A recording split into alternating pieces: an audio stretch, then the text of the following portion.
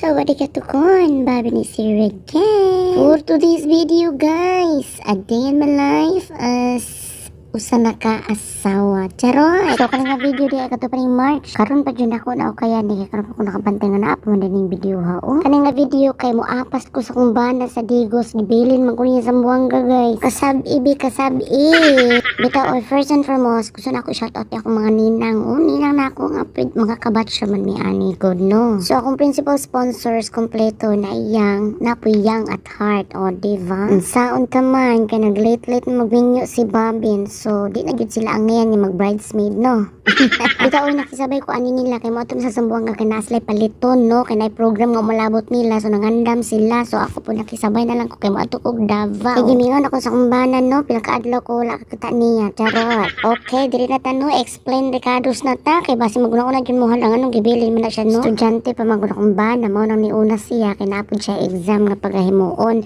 After sa iyahang pagiging missionary naka-decide siya nga mas nindot to jud niya na makahuman og eskwela. Kaluyan sa Ginoo bitaw no kay third year na jud siya ron. Unya diri pud sa akong part nganong wala man kunikuyog sa iya ha pagpadulong sa Digos. So ang akong explanation pud ana kay daghan pa kay ko gipanghipos no nga mga gamit sa among kasal, daghan pa nga mga gipirmahan o gipanguli ang mga gamit nga gihulaman. So daghan pa gipang asikaso guys. Tuwing ana ang magminyo no pagsugod busy hantud niya mahuman busy. Tuwing ana gyud daghan kaayo kag asikasuhon. So nga time na divide jud ang among mga kalag siya dito ako dire but anyway di naman pud to kay dugay no mga pila ra gud ka adlaw. So naabot na gyud yung auntie nakita gyud mi uncle grabe gyud yung ngisi oh my na tiguyod na sa ato ang maleta no sa una kita ra yun magsulo guyod ani.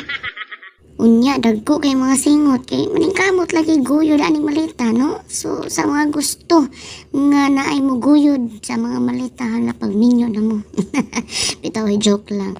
So naabot na mi diri no bus going to Digos. So, pasalamat ko sa Ginoo nga safe ra gyud mi no nagsugat ra gyud mi diri nga walay mga kakulian. So thank God and God bless everyone. Ingat.